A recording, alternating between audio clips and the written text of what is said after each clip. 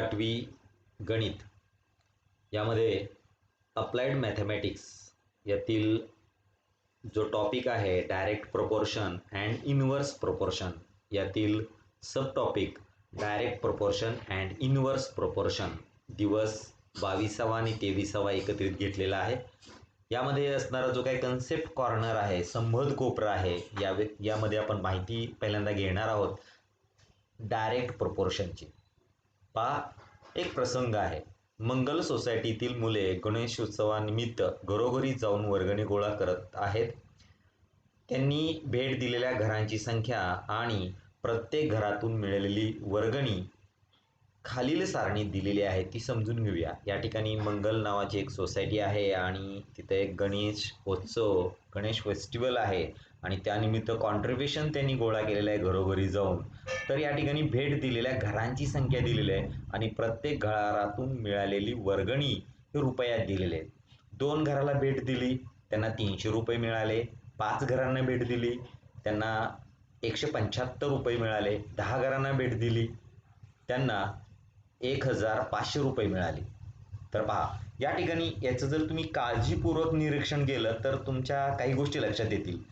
तर काय पहा, पहिला मुद्दा आहे, घरांची संख्या वाढत जाते तशी वर्गणीची किंमत वाढते का कमी होते, तर इथं लिहायचं आहे. तर पहा, इथं काय केलं आहे, घरांची संख्या 2 होती, वर्गणी 300 रुपये होती. घरांची संख्या 5 झाली, वर्गणी 775 रुपये झाले. घरांची संख्या 10 झाली आणि वर्गणी झालेली आहे 1500 रुपये. तर ह्यामध्ये आपलं उत्तर काय असणार आहे, तर उत्तर असणार आहे वाढते. एका घरात मिळणारी वर्गणी किती रुपये आहे. जर समजा मला एका घरात मिळणारी वर्गणी काढायची असेल, 2 घरांची मिळालेली 300 रुपये, 300 रुपये, तर एका घराची वर्गणी किती असणार आहे, 150 रुपये. 150 rupees get from one house. तर या पद्धतीनं आपण या प्रश्नाची उत्तर काढले. उत्तरं बरोबर आहेत का ती बघूयात. तर पहा, या ठिकाणी आपण उत्तर जर तपासलं तर घरांची संख्या वाढते तशी वर्गणी वाढते. एका घरातून मिळणारी वर्गणी 150 रुपये आहे, तर इथं बघितलं. तर या ठिकाणी तुम्ही जर बघितलं, नीट व्यवस्थित लक्ष दिलं तर एक गोष्ट तुमच्या लक्षात येईल, घरांची संख्या या ठिकाणी 2 आहे आणि वर्गणी किती दिलेली आहे, तर ती आहे 300. यांचा जर मी भागाकार घेतला, रेशो जर काढला, वी गेट द रेशो. पहा, 1/150. इथं परत घेतलं 5/175. Then again we get here 1/150. हा जो रेशो आहे 150 हा कॉन्स्टंट राहतोय. पहा, भेट दिलेल्या घरांची संख्या आणि प्रत्येक घरातून गोळा केलेली वर्गणी यांचे गुणोत्तर, यांचा रेशो घरांची संख्या छेद गोळा केलेले वर्गणी 2/300 is equal to 5/750. 10/1500 we get here 1/150. तर 1/150 this ratio is the constant. हा जो रेशो आहे तो कॉन्स्टंट आहे, स्थिर आहे. तर हे जे जर समजा स्थिर रेशो राहत असेल, then this variation is called direct variation. लक्षात घ्या विद्यार्थी मित्रांनो, डायरेक्ट व्हेरिएशनमध्ये एक राशी जर वाढत असेल तर त्याच्या रिस्पेक्टिव्ह असणारी दुसरी राशी सुद्धा वाढते. एक राशी कमी होत असेल तर त्याच्या रिस्पेक्टिव्ह दुसरी राशी सुद्धा कमी होते. अशा प्रकारचं जर समजा बदल होत असेल, that variation, that proportion is called direct proportion. In the direct proportion ratio is the constant. तर पुढं आणखीन एक उदाहरण बघूया. पुढच्या उदाहरणात काय दिले पहा. आता खालील सारणीमधील उदाहरण पहा. प्रत्येक दिवशी वाचलेल्या पानांची संख्या. पहिल्या दिवशी प्रत्येक दिवशी वाचलेल्या पानांची संख्या 20 पानं वाचली आणि पुस्तक संपवण्यासाठी लागणारे दिवस. जर समजा मी प्रत्येक दिवशी 20 पानं वाचायला लागलो तर ते पुस्तक 40 दिवसात संपणार आहे. प्रत्येक दिवशी मी 10 पानं वाचायला लागलो तर ते पुस्तक 80 दिवसात संपणार आहे.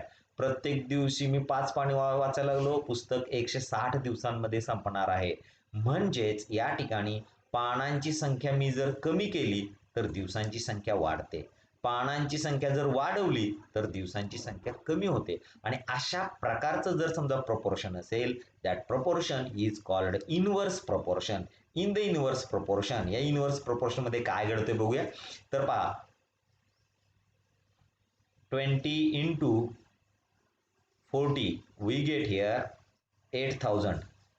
10 into 80 we get here 800, not 1000, this is the 100. Then 5 into 160 again we get here 800. तर लक्षात घ्या विद्यार्थी मित्रांनो, या ठिकाणी या दोन संख्यांचा गुणाकार जो आहे, मल्टिप्लिकेशन जे आहे, जो प्रॉडक्ट आहे तो स्थिर राहतोय. डायरेक्ट प्रोपोर्शनमध्ये भागाकार कॉन्स्टंट राहतोय, इनव्हर्स प्रोपोर्शनमध्ये गुणाकार कॉन्स्टंट राहतोय. ही साधी गोष्ट लक्षात ठेवायची की ज्याच्या सहाय्यानं तुम्हाला डायरेक्ट प्रोपोर्शन किंवा इनव्हर्स प्रोपोर्शन हे तुम्हाला समजणार. एका राशीमध्ये वाढ झाली किंवा घट झाली की तिच्या आधारित दुसऱ्या राशीत देखील वाढ किंवा घट होते. If we increase one quantity then another quantity is also increase. If we decrease one quantity then second quantity is also decrease, and that proportion is called Direct proportion. समप्रमाण असेल तर त्यांचे गुणोत्तर नेहमी स्थिर राहते. If in the quantity is in direct proportion then their ratio is always constant. एका राशीमध्ये वाढ झाल्यास तिच्या आधारित दुसऱ्या राशीमध्ये घट होते. If one quantity is increase with respect to another quantity is decrease, किंवा और एका राशीमध्ये घट झाल्यामुळे दुसऱ्या राशीमध्ये वाढ होते. If one quantity is decrease then with respect to another quantity is increase.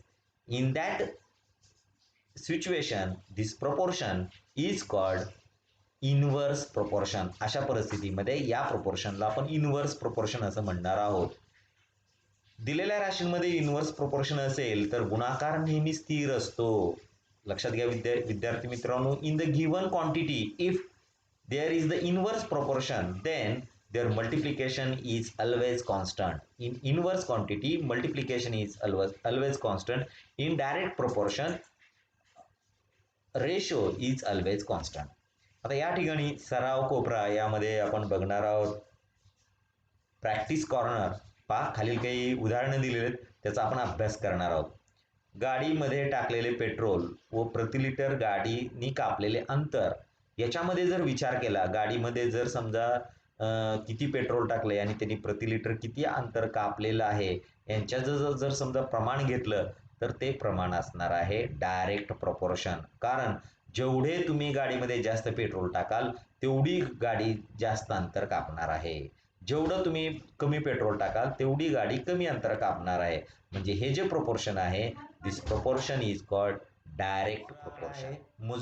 मजुरांची कामावर वाढवलेली संख्या व काम पूर्ण करण्यासाठी लागणारे दिवस. म्हणजे एखादं काम आहे आणि त्या कामावरती आपण मजूर लावलेले आहेत आणि ते काम करण्यासाठी दिवसांची संख्या मोजली. जर समजा मी मजूर वाढवले तर काम कमी दिवसात संपणार आहे, मजूर कमी केले तर काम संपण्यासाठी जास्त दिवस लागणार आहेत. आणि या सिच्युएशनला हे जे काही प्रपोर्शन आहे दिस इज द इनव्हर्स प्रपोर्शन. हे जे प्रमाण आहे ते प्रमाण कुठलं असणार आहे तर ते इनव्हर्स प्रपोर्शन असणार आहे.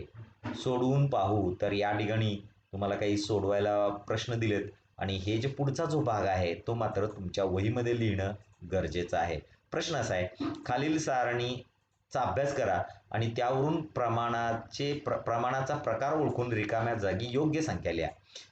Identify the type of proportion and fill in.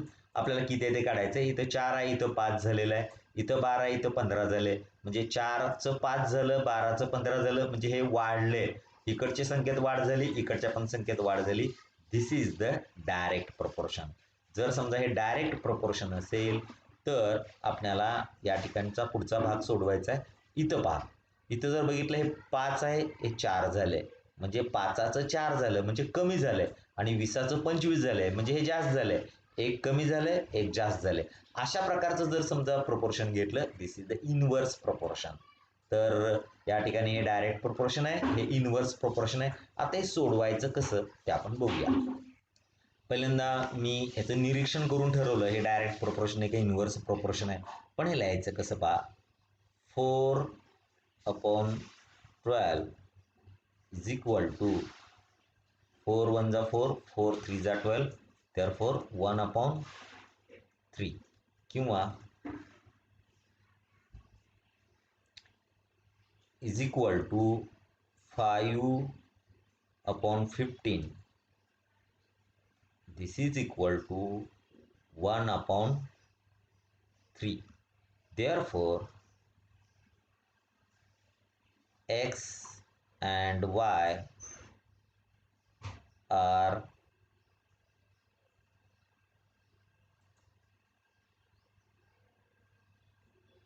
तर जर समजा x आणि y हे डायरेक्ट प्रोपोर्शन असतील तर त्यांचा रेशो जो आहे तो कॉन्स्टंट आहे आणि तो किती आहे 1/3 आहे. समजा मला जे काढायच्या गोष्टी आहेत, suppose here is I want to find out value of A and value of B. तर पहा या ठिकाणी ए ची व्हॅल्यू काढण्यासाठी 1/3 is equal to 20/a. Then by taking the cross multiplication, a is equal to 3 into 22. Therefore, a is equal to 66. Our answer, that is a is equal to 66. दुसरं जे उत्तर आहे ते बी काढायचं आहे, बीचं उत्तर काढायचं आहे. Therefore 1/3 is equal to b/21. By taking the cross multiplication, we get here, पहा यांनी याला मल्टिप्लाय केलं, 21 is equal to 3b. Therefore b is equal to 21/3. 3 1 जा 3, 3 7 जा 26. b is equal to 7 and is equal to 7. Our answer is 7. या पद्धतीनं या प्रश्नाचं उत्तर मला काढता येईल. देन नेक्स्ट, या ठिकाणी बघितलं ही क्वांटिटी 5 आहे, इथं 4 झाली, कमी झाली आहे.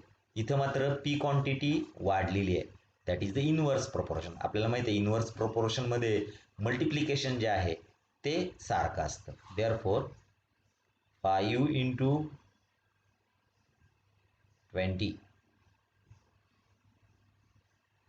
that is 100, and again here 4 into 25, this is 100. Therefore P and Q are in inverse proportion. Therefore या ठिकाणी परत आपण इथं म्हणूया ए आणि इथं म्हणूया बी. मला ए ची व्हॅल्यू काढायची, बी ची व्हॅल्यू काढायची. हे इन्व्हर्स प्रोपोर्शनमध्ये आहे. इन्व्हर्स प्रोपोर्शनमध्ये असेल तर मल्टिप्लिकेशन यांचं सारखं असतं. तर तुम्ही असं डायरेक्ट लिहू शकता या ठिकाणी 4 into 25 is equal to 1 into a into a. तर पहा या ठिकाणी मला एचं उत्तर काढायचं आहे. Then we get here A is equal to 100. एचं उत्तर किती आलं? 100 आलं. Our answer that is 100.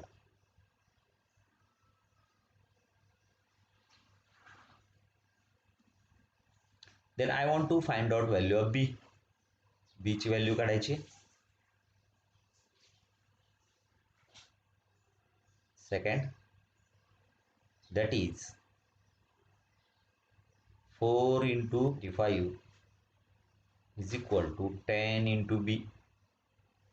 10 ला इकडे घेतलं तर काय होईल पहा, b is equal to 4 into 25 upon 10. तर भाग या ठिकाणी तोडायचा आहे. तर भाग किती जाईल पहा, बे 2 4 बे पंचे 10, 5 एके 5, 5 5 25 आणि 5 दुने 10. और आन्सर इज 10. तर या ठिकाणी बीचं जे उत्तर आलं ते किती येणार आहे? That is the 10.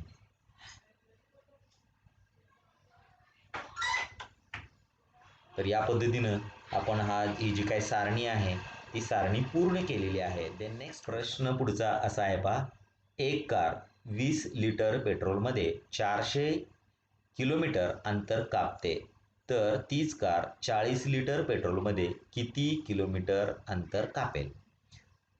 A car cover 40 kilometre in 20 liters petrol. In what distance will it travel in 40 litre petrol? तर ह्या ठिकाणी एक कार आहे ती 40 लिटर पेट्रोलमध्ये, अगदी तोंडी उत्तर याचं तुम्हाला सांगता येईल. 40 लिटर पेट्रोलमध्ये जर समजा ती 400 किलोमीटर जात असेल तर 20 लिटर म्हणजे दुप्पट त्याच्यात पेट्रोल टाकलं तर 800 किलोमीटर जाईल. हा साधं गणित आहे, पण आपण हे व्हेरिएशनच्या पद्धतीनं सोडवणार आहोत किंवा प्रोपोर्शनमध्ये सोडवणार आहोत. पहा, पेट्रोल किती आहे? तर पेट्रोल आहे 20 लिटर. या ठिकाणी 20 लिटर पेट्रोल. 20 लिटर पेट्रोलमध्ये किती किलोमीटर जाते कार? तर ती जाते 400 किलोमीटर. जर समजा मी 40 लिटर पेट्रोल टाकलं, पहा, जर पेट्रोल वाढवलं तर जास्त किलोमीटर जाणार आहे, पेट्रोल कमी केलं तर कमी किलोमीटर जाणार आहे. म्हणजेच या ठिकाणी petrol and distance cover by car in direct proportion to each other. तर या ठिकाणी हे डायरेक्ट प्रपोर्शनमध्ये आहे, आणि जर समजा ते डायरेक्ट प्रपोर्शनमध्ये असतील तर त्यांचा जो रेशो आहे तो रेशो कसा असतो? सेम असतो. देअरफॉर 20/400 इज इक्वल टू 40 इथं मला पेट्रोल किती काढायचं आहे तर त्याला मी एक्स मानूया, एक्स डिस्टन्स मानूया. Therefore here is the x. पहा, याचं क्रॉस मल्टिप्लिकेशन केलं तर काय येईल?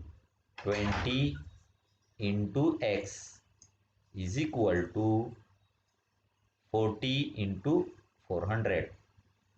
Therefore x is equal to 40 into 400 divided by 20. या शून्याला हे शून्य जाईल, 2 1 जा 2, 2 2 जा 4, 0 4 आणि याला मल्टिप्लिकेशन केलं, then we get here x is equal to 800 kilometre. तर आपलं उत्तर काय असणार आहे? A car covers 800 kilometre in 40 litres. या ठिकाणी या पद्धतीनं या प्रश्नाचं उत्तर आपण लिहिलेलं आहे. त्यानंतर पुढचा प्रश्न आपण बघूया. पुढचा प्रश्न असा आहे, एका घराचे बांधकाम 40 मजूर 60 दिवसात पूर्ण करतात. मजुरांची संख्या काही कारणामुळे कमी करून ती 24 केली तर बांधकाम पूर्ण होण्यासाठी किती दिवस लागतील? A construction of a house to completed by 40 laborers in 60 days. The number of laborers was reduced to 24 for some reason. Then how many days to complete the construction? जर समजा 40 मजूर असताना 60 दिवसात काम पूर्ण होते, म्हणजे जर मजुरांची संख्या मी कमी केली तर दिवसांची संख्या वाढणार आहे, आणि मजुरांची संख्या वाढवली तर दिवसांची संख्या कमी होणार आहे. म्हणजे या ठिकाणचं जे काही व्हेरिएशन आहे किंवा प्रपोर्शन आहे, number of labours and number of days are in inverse proportion to each other. हे दोघांमध्ये कुठलं प्रपोर्शन असणार आहे? इनवर्स प्रपोर्शन असणार आहे. तर पहा, number of days, number of labour किती आहेत? तर 40 लेबर आहेत. डेज किती होतात? 60. आता या ठिकाणी पहा, नंबर ऑफ लेबर्स 24, नंतर नंबर ऑफ लेबर्स किती केलेले आहेत? 24 केलेले आहेत. तर ह्या ठिकाणी डेज आहेत ते किती लागतील? समजा एक्स डेज लागतील असं पण मानू. the number of labors and number of days are inverse proportion to each other. Therefore inverse proportion मध्ये काय असतं तर त्याचं जे काही मल्टिप्लिकेशन आहे ते कॉन्स्टंट असतं. Therefore we get here 24 into x is equal to 40 into 60. Therefore x is equal to